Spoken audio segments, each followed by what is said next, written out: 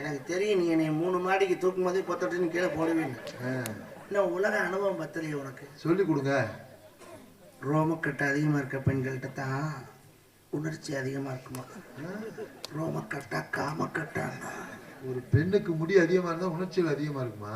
ஏன் உட்காந்து எடுக்க போறியா? மாட்டேன். என்ன சொல்ல போறேன்? விடியறதுக்குள்ள எடுத்துட மாட்டேனா? அவ்வளோ நேரம் ஆகுமா? அவ்வளவு இருக்கா? கண்ணு தெரியுமா? தடவையாச்சும் எடுத்துட மாட்டேன்.